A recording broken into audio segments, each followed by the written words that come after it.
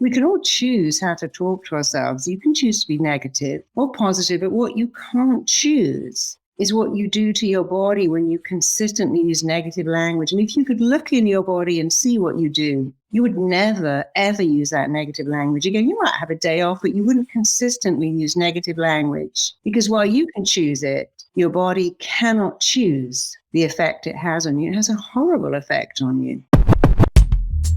Welcome to the Smart Passive Income Podcast, where it's all about working hard now so you can sit back and reap the benefits later. And now your host. He thinks beach cleanups are the best social events ever. Pat Flynn. Today we're going to be talking about confidence. We're going to be talking about your relationship with money. We're going to be talking about your relationship with yourself. In fact, how to become successful by lying to yourself. Now, on the surface, that might sound counterintuitive. It might sound like, well, now you're just faking yourself out. You're telling yourself things that perhaps are just untrue, and you know this, and therefore you're just kind of going deeper and into the depths of negativity. But today's guest, Marisa Peer, really brought to light a lot of things that we do to ourselves, things that we say, things that we then turn into reality because of what we believe. And a lot of this belief coming from who we were as children and the things that we soaked up because we're little sponges as kids, and how we can break through those molds and really end up with a life that we absolutely enjoy. We talk about fear. We talk about money management. We talk about selling and our relationship with selling. This may very well be one of the most important episodes of the Smart Passive Income Podcast you ever listened to. And so again, we're speaking with Marisa Peer from marisapeer.com. She focuses on rapid transformational therapy, and she has clients all over the world who are massive celebrities, massive millionaires, really high performance peak people, and she helps them through in a quick manner a lot of what they're going through. And she's helping us today through our struggles and challenges that we have around money and business success, entrepreneurship and relationships, and gaining confidence. And it all has to do with telling yourself lies. And trust me, you're not going to want to miss this one. This is session 551 of the Smart Passive Income Podcast. Thanks for being here. And here she is, Marisa Peer. Marisa, welcome to the Smart Passive Income Podcast. Thank you so much for taking the time today. Well, thank you for inviting me. I'm thrilled to be here. I'm excited to chat because you have coined a term, rapid transformational therapy, or that is your expertise. And I've never been introduced to this. Can you explain to myself and to everybody listening, what is rapid transformational therapy? Well, let's call it RTT because it's much easier to say. But RTT, I've been a therapist my entire adult life, and I always pondered something. If you turn up at A&E or indeed the dentist or indeed the chiropractor in pain, they're going to fix you. If you say, I've hurt my leg, I put my back out, my tooth's fallen out, I've just cut my arm, they will fix you there and then. And therapy says a bit different. It says when you turn up in pain, it could be physical pain. I could be having chronic migraines that my doctor says are psychosomatic. I could be in deep emotional pain. I could be in the pain of having a phobia, so I can't drive a car or get into an elevator. And that pain is exactly the same as physical pain. And I never understood why we don't offer people an immediate fix. Mm-hmm. I've had many clients. One of my clients said, I can't drive on the freeway. And I've got businesses all over LA. Can you imagine the embarrassment? I have to tell people, no, I can't go on the freeway. People want to lift to work, or I'm meeting people. And it takes me 5 hours to get to San Diego because I won't take the freeway. That was a lot of pain for him. And when I fixed that immediately, it was all to do with the responsibility. When he first had his newborn baby in the car, he got completely panicked about the responsibility of driving, and he couldn't merge in traffic. We fixed that in an hour. That's probably a less of a thing than someone who says, I can't get in an elevator. I have panic attacks. I have a phobia of birds. So you can imagine how that ruins someone's life. And I don't think anyone's got time anymore to go to therapy for 5 years and talk about their feelings, because we live in such a fast world. I can't even wait for that circle to go on my phone and say, where's my other phone? Where's my iPad? Where's my computer? So I think in the fast world we're in, people want to be out of pain as fast as they possibly can. People do write to me and say, that's wrong. Rapid and therapy shouldn't go together. I said, why not? Who said that? Mm-hmm. And why were they correct? We have to challenge beliefs that exist from the 50s and 40s because it's different now. Even the fact people say, how can you do therapy on Zoom? Well, the only reason people think you can't is when therapy was invented in the 50s, There was no Zoom, there was no Skype, there was no FaceTime. Most people a lot of people didn't have a phone. Phone therapy and Skype therapy is actually very, very effective. So I just wanted to challenge beliefs that I thought served therapists, but didn't serve clients. And many therapists, most are wonderful people. It's not their fault they bought into this. You've got to come to therapy for years. You know, I had someone in my course recently and we did a rapid therapy. Just as my doctor said, it would take me years before I could even begin to feel better, which is complete nonsense. She felt better almost straight away. So it was just challenging something that and people believe because they believe it and then think, oh, maybe I don't need to believe that after all. Yeah, and it's so interesting because when a doctor tells you something like that, you immediately believe what they say because they have the credentials. That's their expertise. So what does that do to us internally as far as the story that we're telling ourselves, and how does it actually turn into reality based on what we hear from others? Well, we know that our thoughts become real. If you believe that you have a sinus headache, if you believe that you always break out in a rash when you're around a cat or a dog, if you believe that you're taking something alcoholic when it's not alcoholic, you will react as if you're drunk, because the placebo means the effectiveness of a drug has more to do with what you think it's going to do than the compounds of the drug itself. So you already know that when we think that, it becomes true. And it's a great shame that people are told, well, you know, you've got something complex. You've got bulimia, that's very complex, or depression. Mm. And if the presenting issue is complex, then the treatment must be long and complex. And I've never found that to be the case at all, ever. So you talked about the placebo effect, and I know that in doing some research on your work, you have this phrase, it's, you know, we have to tell ourselves a better lie. Can you explain exactly what that means and how that might help us? Yeah, because, you know, in my 30 plus years of being a therapist, 34 years actually, I've noticed that people come in and they all believe their greatest problem is what someone else is doing, but actually it's the lies we tell ourselves. I can't, my husband is driving me crazy. My kids are making me lose my mind. My boss is a nightmare. I'm shattered. Feel like I haven't slept for a week. If I look at a cake, I gain a pound and I can't lose weight no matter what I do. I'm just not lovable. And all of these things are not true. People say, you know, I eat like a horse. I'm starving all the time. I'm absolutely shattered. I'm going crazy. We have to stop and think, none of these beliefs are true. But the problem is that whatever you tell your mind, it makes it real. One of the strongest forces in humans is that we must act in a way that's consistent with how we define ourselves. I'm depressed, I'm anxious, I'm nervous, I'm shy. When we label ourselves, we limit ourselves. So it's important to understand that the strongest force is that we act in a way where we define what we are, the way we're describing ourselves, but also to understand that every word you say and every thought you think is a blueprint that your mind, body, and psyche must work to make real. And when you understand, wow, my words are a blueprint and I can change my words. So here's the thing, you can say, I'm chronically tired. And if you just flip that to, you know, I am a little tired, I'm a bit dehydrated, I stayed up too late, but I'm just a little tired, a little fatigued. I've got a headache that's killing me.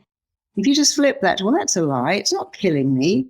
It's a slight headache, I can take a pill and Tylenol, I'll be fine in an hour. If I look at food, I get fat. Well, obviously that isn't true. So we have to get people to see that they're using really powerful words to explain it. My kids are I'm at the end of my rope. I'm losing my rag. I'm going insane. You stop and think, you're not going insane. And, you know, that comes with the challenging kids. They're challenging. And if you say, yeah, they're challenging, but in 10 years, I'll be worried because they're not visiting me enough. So we have to really look at the blueprint. Remember that every word, every thought is a blueprint. And if you just change the blueprint, you can change your entire life. And it's incredible how fast it is. I'll give you an example. One of my clients used to say this word, I can't cope. I can't cope with noise. I can't cope with a packet of potato chips being open because I'm hypersensitive. I said, well, you're hypersensitive because you keep telling yourself you're hypersensitive. Yeah. And what kind of life do you have? Don't go to the cinema. Don't go to the store. Don't mix because you've told yourself you are sensitive to noise and light. And it's not even true. And when she began to say, I said, I'm going to give you a little game, but I want you to change that word, I can't cope, to I have phenomenal coping skills. I know you think that's a lie, but guess what? So is I can't cope. So is I can't cope with a packet of potato chips being open. That's silly. I want you to say every day, I have extraordinary, phenomenal coping skills. Within 10 days, she was a different person because she flipped her script. And we can all choose how to talk to ourselves. You can choose to be negative or positive, but what you can't choose is what you do to your body when you consistently use negative language. And if you could look in your body and see what you do, you would never, ever use that negative language again. You might have a day off, but you wouldn't consistently use negative language because while you can choose it, your body cannot choose the effect it has on you. It has a horrible effect on you.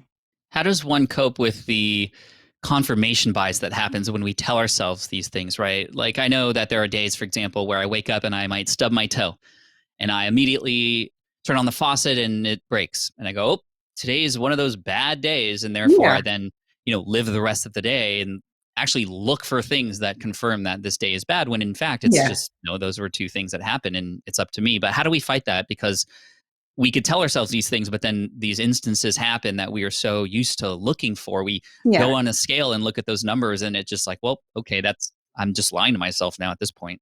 There's nothing wrong with lying to yourself. We all do it every single day. It's just lie to yourself better. So we make our beliefs. That's the first thing. And then our beliefs turn around and make us. And then we have confirmation bias. I'm looking for proof of what I believe to be true being true. Every person I meet ghosts me, runs off with my friends. Every job I get, it never works out. Everything I touch goes wrong. Now you're looking for proof of that. Many years ago, I was doing a live demonstration in a hospital, and a girl came up to be my subject, and she had a terror of dogs, really a terrible terror. And it all went back, weirdly enough, to the fact that when she was a kid, her stepfather would put her to bed, but he would always he would pant over her, and like nothing really weird, but weird enough that he would stroke her back, and he'd be panting like a dog. And strangely, she transfixed this fear into a fear of dogs. So we unraveled all of that and took a look at it and made sense of it. And that was all fine. And I made her an audio saying, the opposite of love is not hate, it's indifferent. You're indifferent to dogs. You actually like them, but you're not looking for them. Because people with a fear of dogs, when they go in your house, they start looking, is there a dog bowl? Is there a lead? They're always looking for dogs. Like people with a fear of spiders go, is there a web up there? They look all the time for what they're scared of. And so she came a week later, was second week.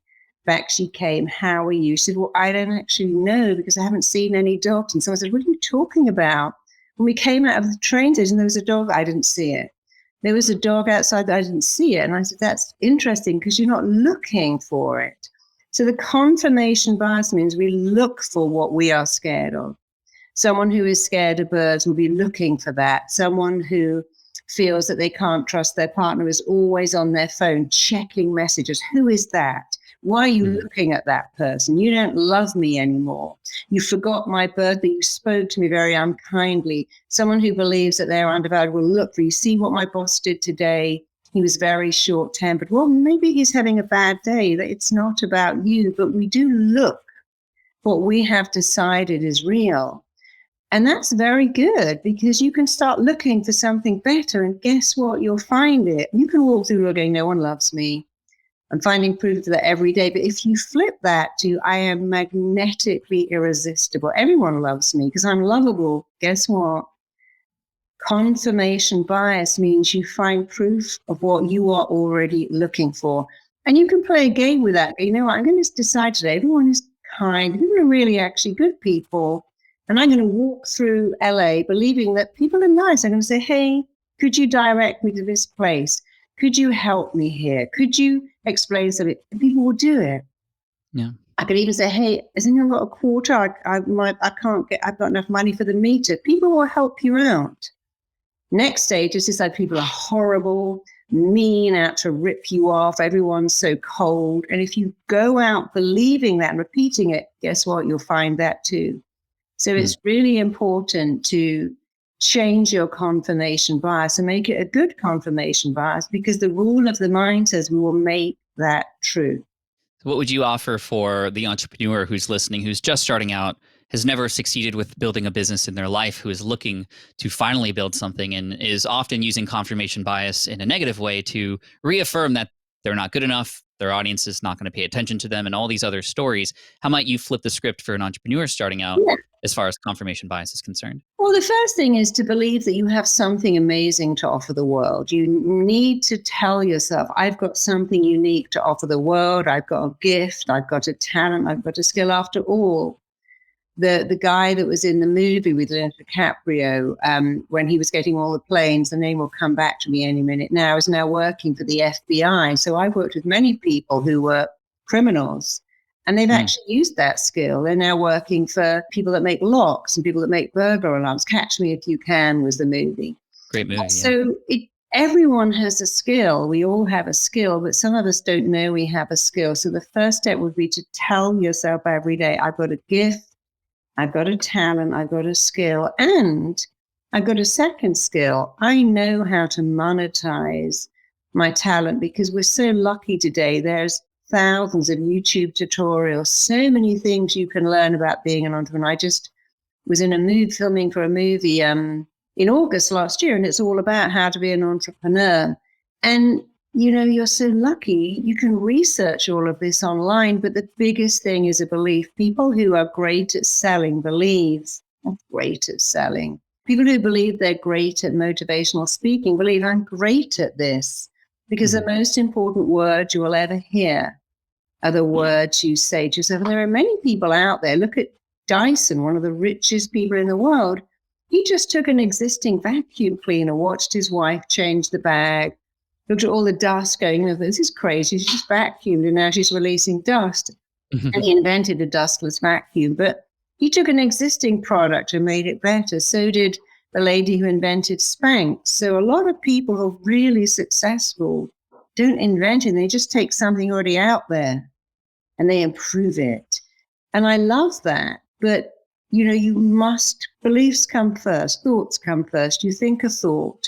Your thoughts dictate your feelings, and your feelings dictate your actions and your behavior. So instead of changing your behavior and your actions, which are very important, even your feelings, change the thought first. Tell yourself, I'm amazing. Look at somebody like Tony Robbins and indeed Oprah Winfrey, who didn't come from a college background, didn't come from wealth, but had a belief.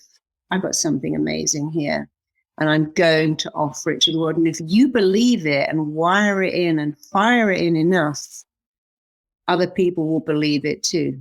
I love that. Thank you, Marisa. One strategy I often recommend my entrepreneurs is to narrow down the focus and just try to help one person get one result. One person, one result, just to make it simple, because when you see that you are actually valuable and you can help one person, it really unlocks, like you said, that now we're using confirmation bias. We have actual proof. We're using first principles to realize we have something of value. We can put it out there, and that's so great. The subject I want to talk about next is really deep. I know it's deep for many people, and it relates to entrepreneurs, because entrepreneurs are trying to make money. And oftentimes a person might know they have value to share. They know they might have the ability to help somebody, but they feel bad charging for it. And it really hurts their business, because if you're not confident because you're having this relationship with money, it's going to be hard for other people to be confident in what you have to offer. And, a business that makes no money is no longer a business. So how do you help an entrepreneur who has these money issues, especially when it comes to how sleazy and slimy selling seems to be for many of us? Yeah, and selling is such a gift. Selling is an art, and confidence is very reassuring. I remember many years ago, I used to commute to LA every 2 weeks, and I was flying back to London, and we hit terrible turbulence. And the pilot came on and said, "Oh, please don't worry. I happen to be BA's best pilot. I fly this route every week. It's just turbulence. There's a little bit of a trip to Disneyland, and we'll all be through this in 15 minutes. And nobody went, "That's an arrogant pilot." They went, "Oh, yes, we have a best pilot for BA, and he does this every week, and there's nothing to worry about." Imagine if you were sick and you went to a doctor and went, "Well, I'm not really very good. I mean, I do my best. Who knows?" You want a doctor to go, "I'm the best doctor. You're in the best hands. I'm going to take care of you. You're going to be absolutely fine." When you put your kids in school, you want a school that says, we're a great school. We're going to take your kid and help them develop into an extraordinary person. So don't think confidence is arrogant. It's reassuring because we feel safe with confident people. Mm-hmm. And you must tell people you're good. And then you must tell them that you're expensive. Years ago, somebody referred a client to me and came in and saw me. When he went home, she said, how was it? He said, it was reassuringly expensive. And I loved that because he thought, wow, this must be good. It's expensive. We don't really value stuff that's cheap. No one values stuff they can get in the dollar store. We say, oh, it doesn't matter. It costs nothing. When we save up to buy something, we value it. I've worked with many, many rock stars and quite a lot of lottery winners too. And they all have this interesting behavior. They didn't earn it. They give it away. It doesn't have any value. And so we value something that we have to work for. You see that in dating, men really value women that make them work a little bit to get to know them. They don't value the ones that just turn up and go, oh, come over, I'll cook dinner. Yeah, don't worry, I'll do everything for you. So you have to believe that what you've got to offer is of immense value. And then you have to charge a fee that makes your client see this is of immense value too. We don't value what we get for free. 70% of lottery winners, an extraordinary high figure, 70% are bankrupt in 3 years. Why is that? Because they have no value. They got it easily. They give it away. They don't understand it. The only 30% that keep it are the ones that already had money or got a very good financial investor. So again, it's going back and thinking, what I have to offer is of immense value. I have value to offer. Anything you buy without question, we buy stuff that makes us feel good. It's why we buy Nike trainers instead of ones we can buy in Target. It's why we buy an Apple laptop when we could get a much cheaper one. We buy things that make us feel good. And if your business makes people feel good in any way at all, then you can sell that business. And I love the idea of starting with one person, helping one person, because then you think, wow, I helped this, but I did something amazing, one sale. But what you have to get comfortable asking for money. Money is energy. You give and receive. And here's something, we can all do this thing. I quite like doing it. So just take a minute, everyone listening, and breathe in. So take a breath and now give one away. Take another one, give it away. So now you have that perfect balance. You are giving and you are taking. And if you feel uncomfortable taking, take a breath now, give it away, but don't take one back. Just keep giving, just keep breathing out and being a giver and give more, breathe out more, keep breathing out. I want you to keep breathing out until it feels so uncomfortable and so unnatural and so out of balance that eventually you have to take a breath. Yeah. And then you think, well, that feels better. And you can also practice just taking a breath and not giving at all. It also feels horrible after a while, even though you can hold that breath for 4 minutes. Nature requires balance, give and receive. So you have to say, I'm giving a talent, I'm giving a gift. I've got something amazing I'm giving.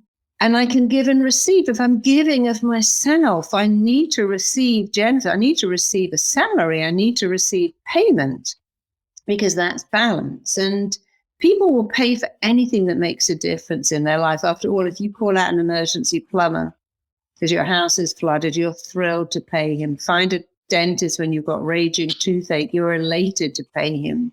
So you have to make a decision that what you have to offer is amazing, is immense value, and that people will buy it if it makes them feel good in any way. And when you can get that right in your head by repeating it, because the mind learns by repetition, I have something amazing to offer the world, something incredible, something that people love. After all, we pay for ringtones now, we pay for water. We pay for stuff that my grandmother would never have. You pay for sour milk, yogurt. I don't understand. She would have been completely baffled by that. We pay for stuff that's fermented. People buy cartons of air. It's amazing what we pay for. But if it makes us feel good, we'll pay for it.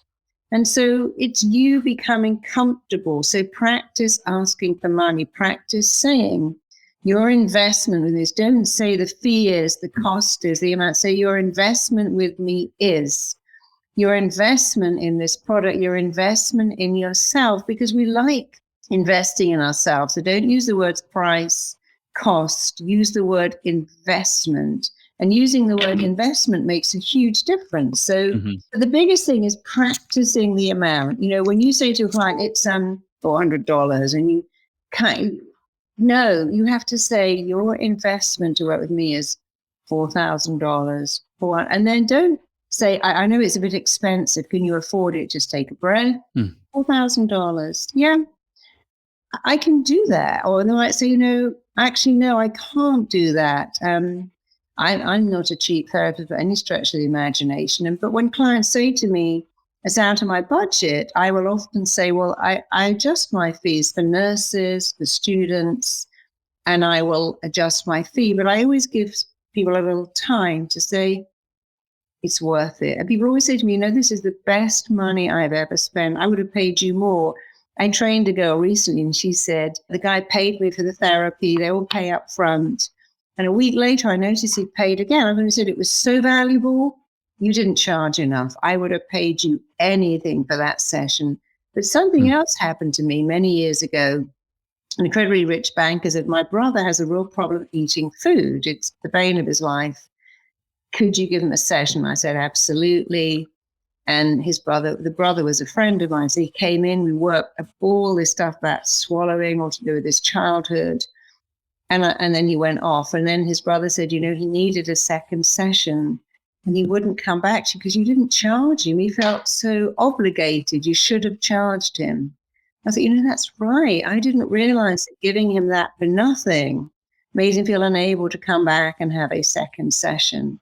So charge what you're worth.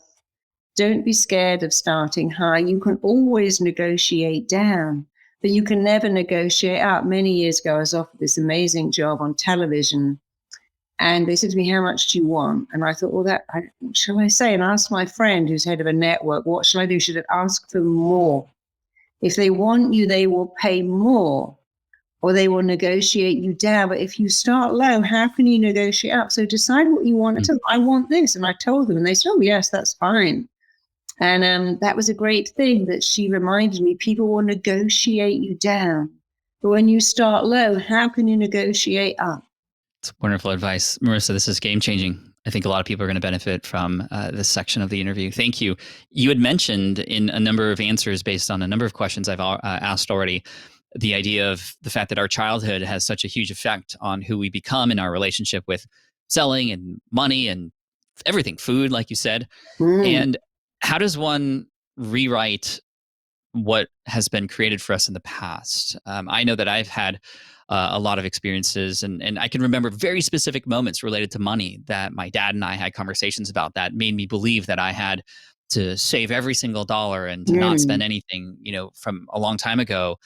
It's true that our childhood has a huge effect, and it can be hard to get out of that. How do we get out of those habits that, we didn't even create for ourselves? Yeah. Well, let's play a little game now. I love doing things like this. So first of all, half of what we believe about money we learned before we were 5. And I want you to think about what your parents said about money. Just take a minute and think, what did they say? Oh, I have specific phrases. And that's not hard, because they said things like money doesn't grow on trees.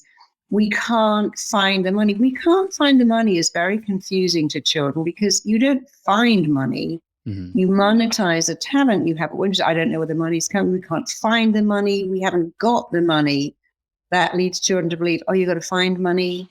One day, my little girl said to me, Mummy, you don't have to argue with Daddy about money. You just go to the bank and they give it to you, because that's what she saw. You put plastic in the wall and the wall gives you money. So she grew up with this belief that you can always find money. And when she was very little, she said, Mummy, I really want this toy. And I go, well, you're going to have to earn that toy. See, when you get 500 stars, I made a lot of stars, you can have that toy. And she found it such fun getting the star. She didn't really care about the toy. But I noticed if I gave a horrible job, like if I said to her, you got to clean the toilet or take out the trash, I'm teaching already, you got to do stuff you hate to earn money. So I got her to do stuff she already liked. She loved cooking and baking, made a terrible mess, but I'd get her to do things she loved so she could understand that she had a talent, she could monetize it. So that's an interesting thing that we teach our kids. I can't find the money, and you're going to have to go out and deliver newspapers at 5 a.m. in the cold just to get the money. And that doesn't quite work. What does work is listening to what your parents say about money. So let's throw out a few right now. Money doesn't grow on trees. A fool and his money are easily parted. I don't know where the money's coming from. The money ends before the weekends. Tell me some of the things that you heard when you were growing up about money. Well, I heard things like money is the root of all evil. Oh, yeah. I heard things like, well, we can't afford it. And it was always a stress on we, like, well, we can't afford it. Right. And those were the kinds of phrases that I heard. So imagine if you change that word to energy and you said energy doesn't grow on trees. A fool and his energy are easily parted. I don't know where the energy is coming from. We haven't got enough energy. We can't afford the energy. You think, well, that's kind of crazy. But money is an energy. It's a transaction. So say your thought out loud to the screen now, everybody. Just say it as if I can hear you. Say your thought right now. And now say it again, but replace the word money with energy. A fool and his energy are easily parted. I don't have enough energy. Don't have enough energy. Spiritual people don't care about energy. Those people with energy have sold their soul to the devil. And you think, well, that's just a crazy belief because we're making money energy. But the beliefs are crazy.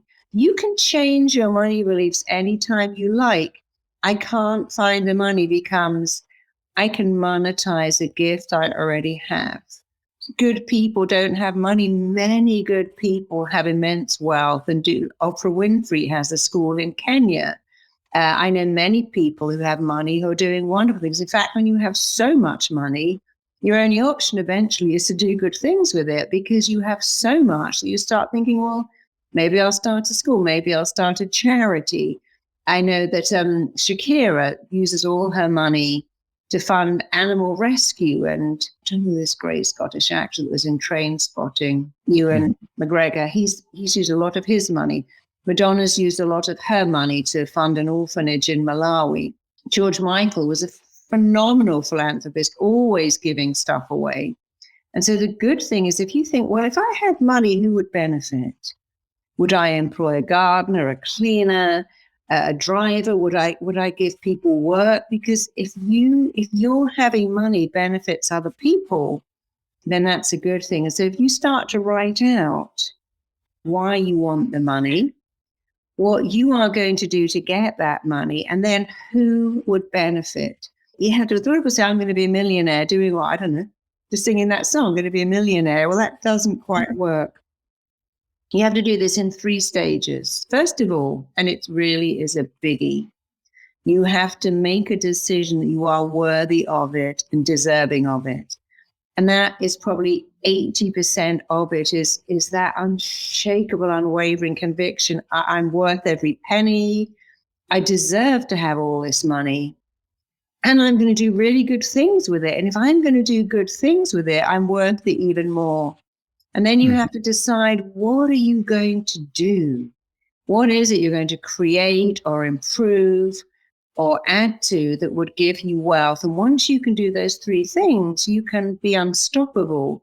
But you can't do one of the 3 or 2. You have to do all of them. The big one is the mindset of wealth and not that mindset of poverty. I'm scared to ask for that. It's too much. I don't feel I deserve it. Now I'm holding on to it so tightly in case I never get it again. A mindset of wealth is I deserve this. It's coming to me.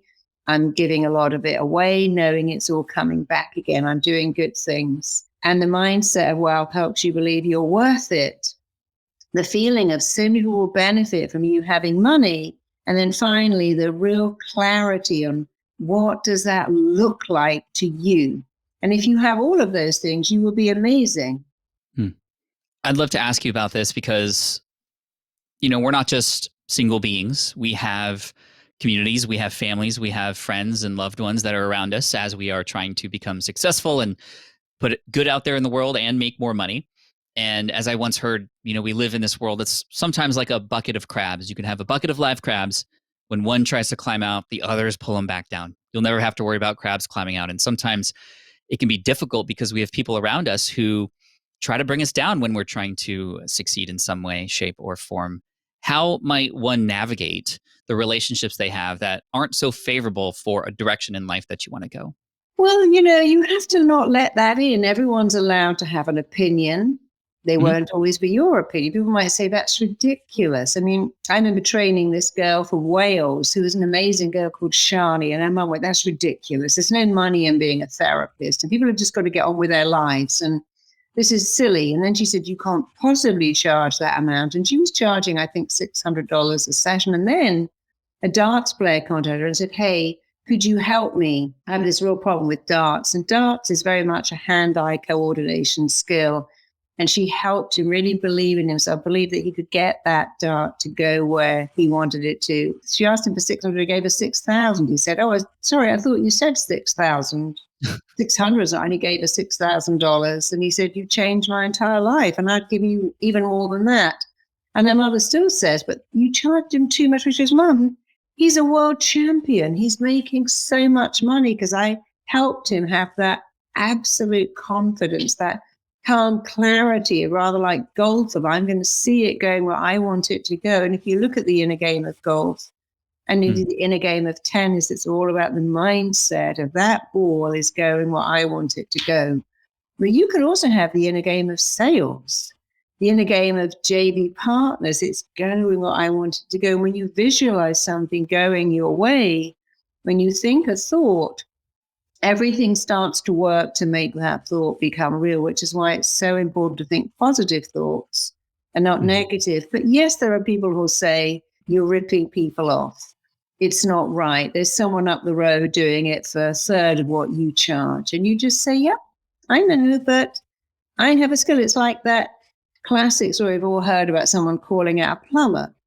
And the plumber came in, she had a leak, and he tapped a nail in the wall and said, that's $100. It was $100 for 5 minutes. He went, well, it's $10 for the 5 minutes. It's $90 for the training I had and the skill of knowing what to do.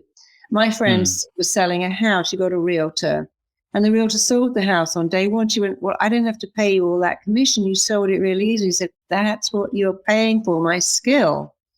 You don't pay less because I sold the house on. In fact, you should pay more because all the stress, everything going wrong, people dropping out. I got that house into escrow immediately, and I'm worth every penny.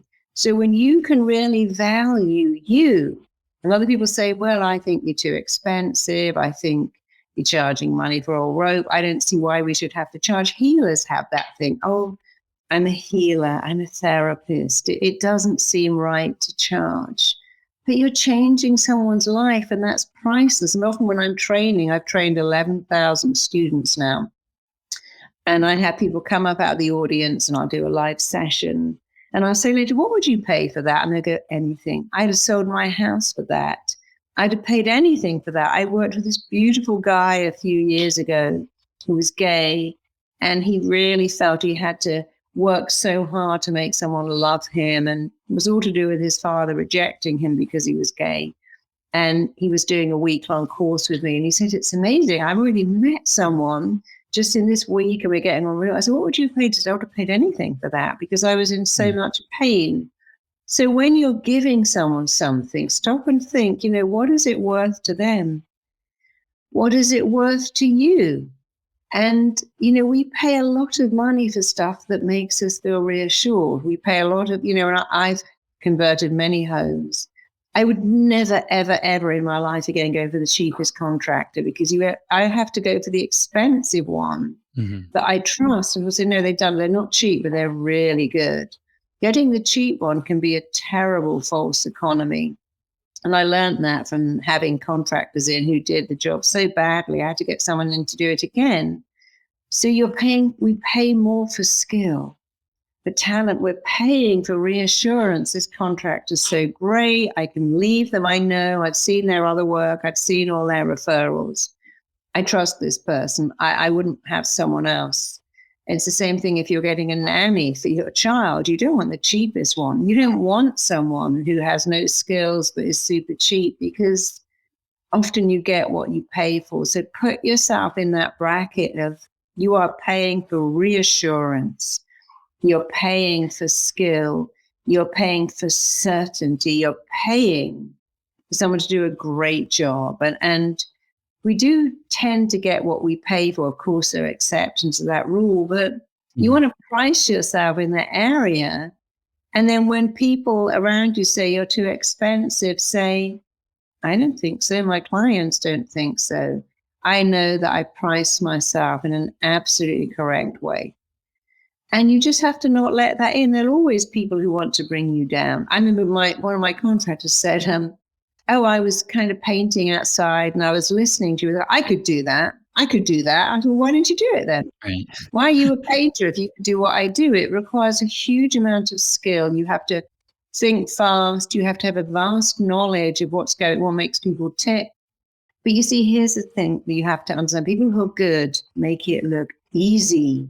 People who are good actors, good singers, good IT, make it look so people think, I could do that. People just sit down and you talk to them and they get better. I could do that. And that's often the challenge, because you make it look so easy. People think, I can do that. Tony Robbins makes it look easy, but believe me, there are not many Tony Robbins. Many people try to copy him, but he makes it look easy because he does what he loves and he loves what he does. But when you are good at your job, it looks easy. And that's why people don't value it, because it looks easy. But when you ask them, well, come on, then you do it, they go, I can't do that. Because they don't understand the skill involved, your gift. If you're gifted at your job, your career, you'll make it look easy to everyone else. But that doesn't mean it's easy. It just means you're exquisitely talented.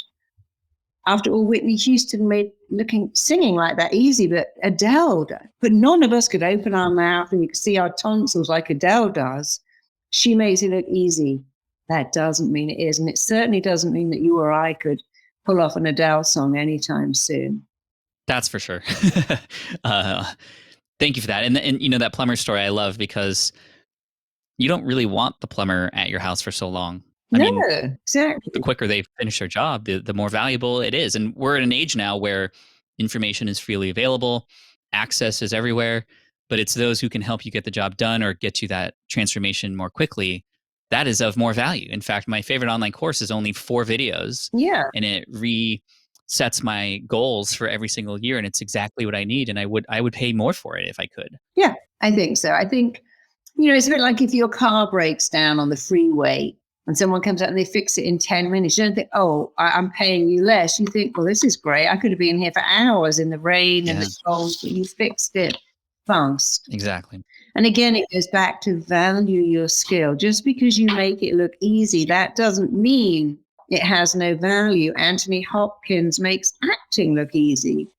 But that doesn't mean that he didn't spend a long time crafting that skill, or maybe he was born with that skill. Whatever it is, he deserves to be very well paid for what he does because he makes it look so easy. Mm-hmm.